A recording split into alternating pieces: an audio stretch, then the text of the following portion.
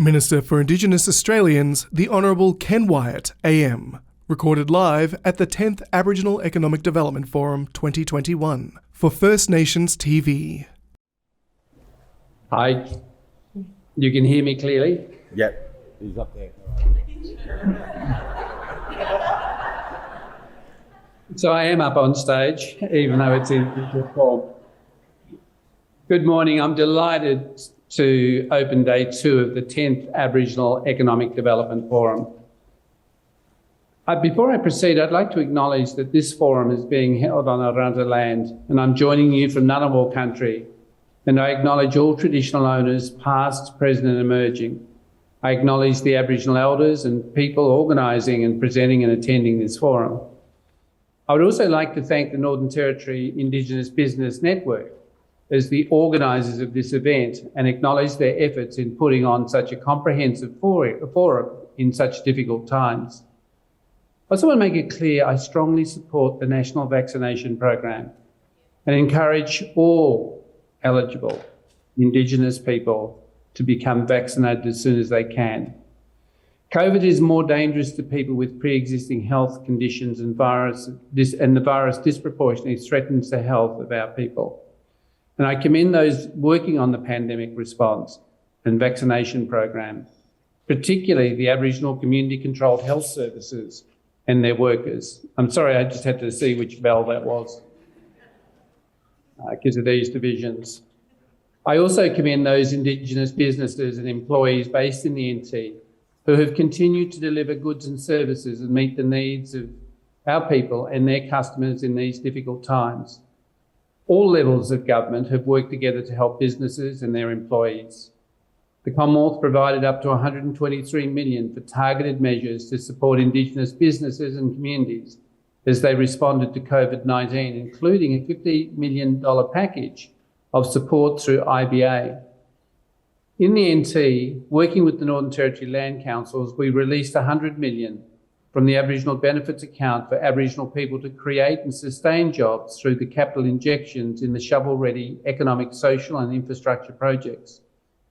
As we look forward to recovery, the Morrison government is committed to implementing policies and programs to improve the lives of all Indigenous people, especially through economic empowerment.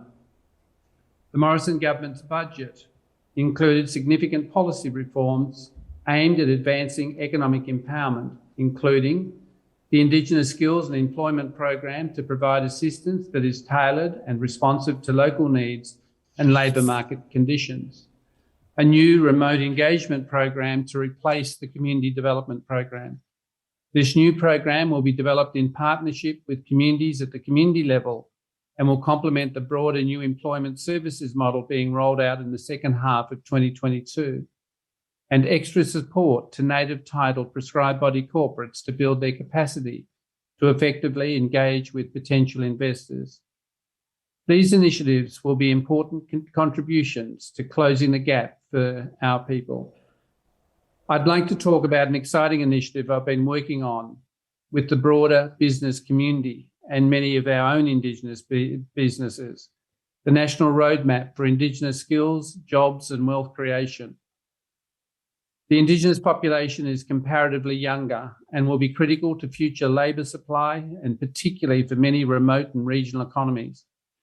As the Australian economy starts to recover, we need to work with industry to target Indigenous young people to build their skills, to meet demanded and increase the supply and diversity of Indigenous businesses.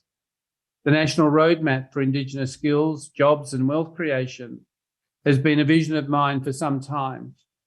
We have made significant progress on it over the last few months, and we've just wrapped up a series of industry roundtables in which I gathered both Indigenous and non-Indigenous business leaders to help inform the roadmap.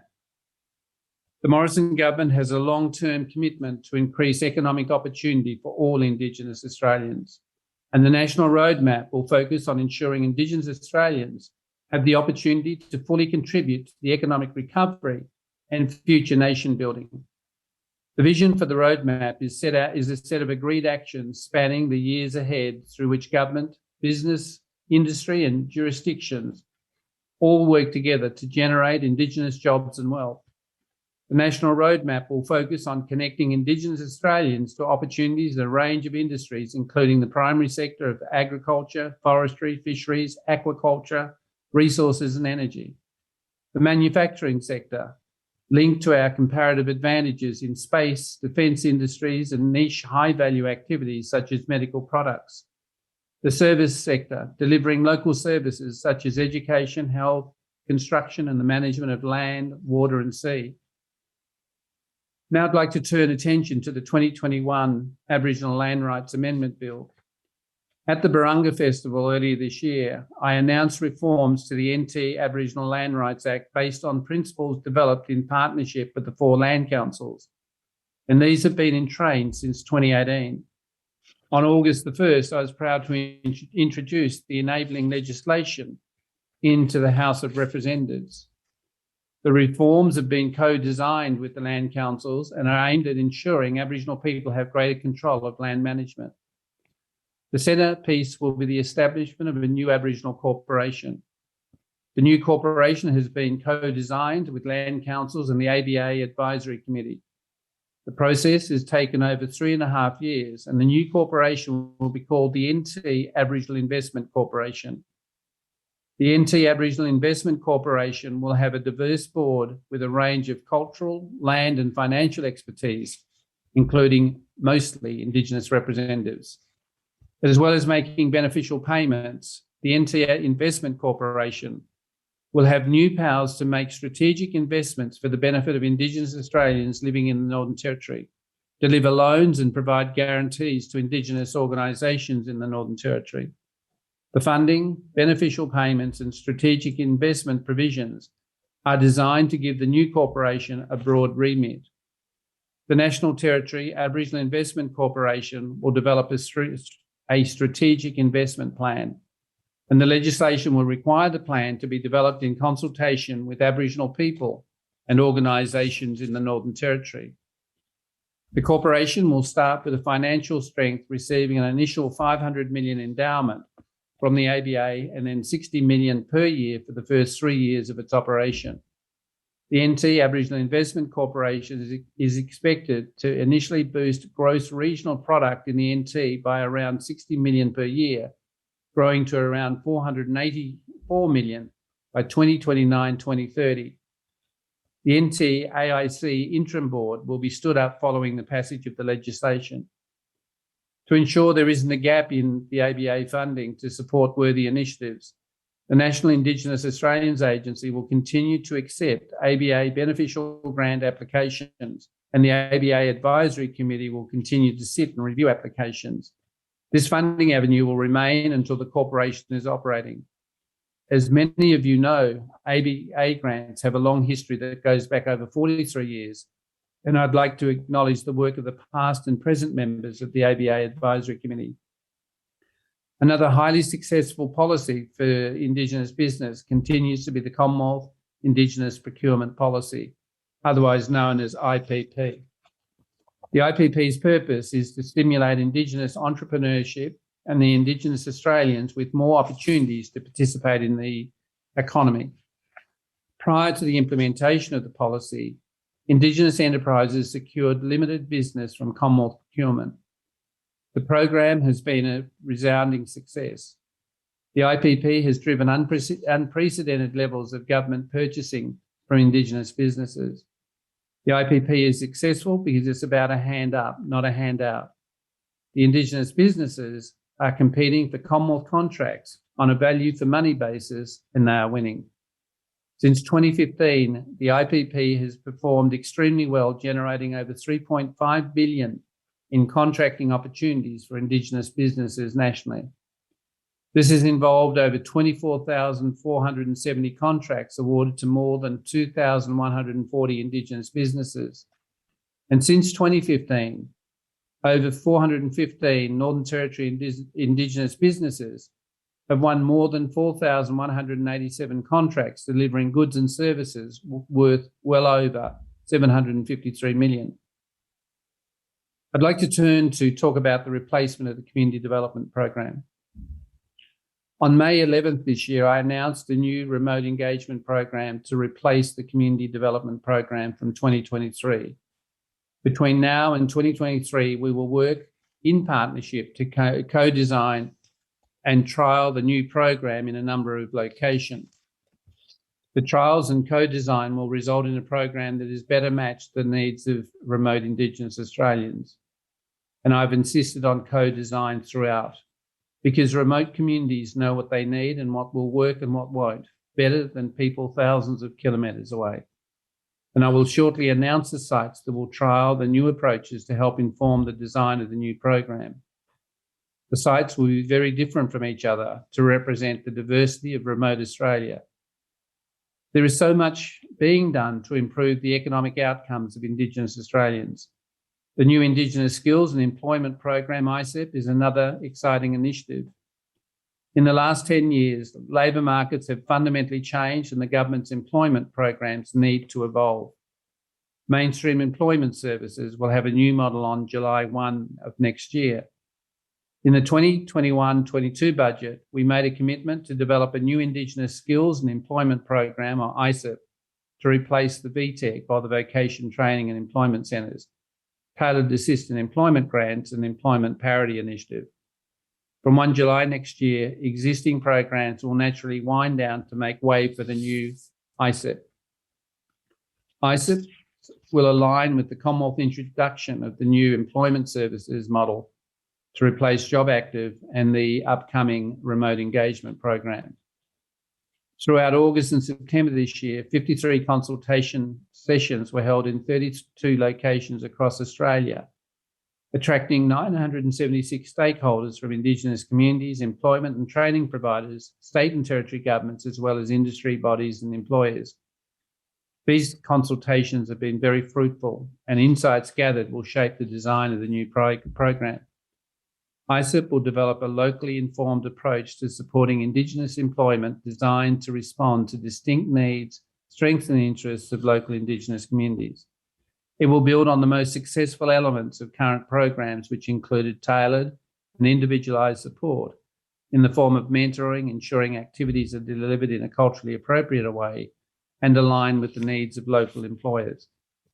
ISEP will commence on July 1 next year, with the annual funding commencing at $42.8 million. A discussion about jobs would be incomplete without talking about the extremely successful Indigenous Rangers program. Indigenous Ranger projects were first founded in 2007. Since then, the program has created more than 2,100 full-time, part-time and casual jobs. Indigenous Ranger projects are built on traditional owner aspirations, combining traditional and contemporary Indigenous knowledge with conservation training to protect and manage land, sea and culture. The work in Indigenous fire management before bushfire mitigation, protecting threatened species and biosecurity compliance is outstanding. Ranger organisations regularly develop partnerships with research, education, philanthropic and commercial sectors. This enhances outcomes for communities and builds two-way knowledge sharing between Indigenous and non-Indigenous Australians. Partnerships also support ranger groups to take on fee-for-service activities, allowing ranger organisations to expand. This in turn creates more employment opportunities for Indigenous communities and open up training and career pathways for our young people. It's truly inspiring watching this program continue to grow. The Morrison government has committed $746.1 million to extend the existing Ranger program activities for 7 years to 2028, implemented through a targeted grant round. The 7-year extension provides long-term funding security and support. Through the Indigenous Advancement Strategy, the ARP will continue to provide funding for 40 Ranger groups hosted by 19 organisations in the NT. This additional investment takes the Commonwealth commitment to Rangers to more than $1.4 billion over 15 years to 2028. And I look forward to the continued economic, social and cultural outcomes of this investment and its significant contribution to the protection of our unique natural heritage across the Territory and all of Australia.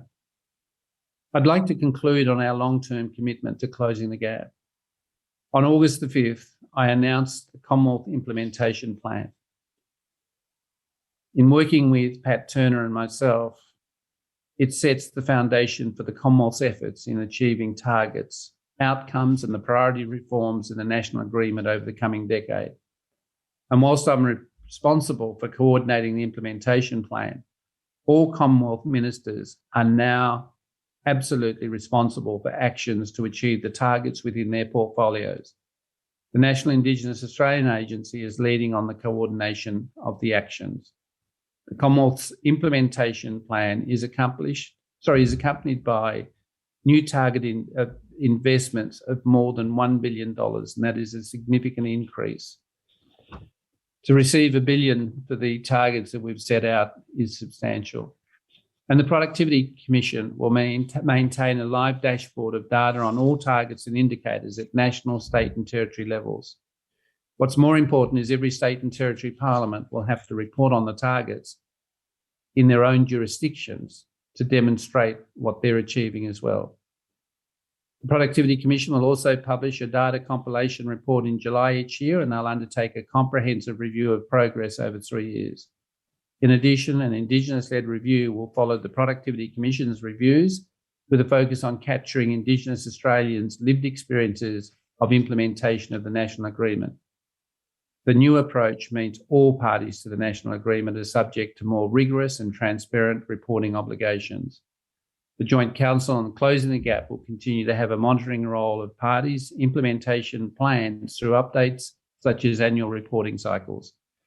The implementation plan will also be updated as necessary alongside the Commonwealth's annual report.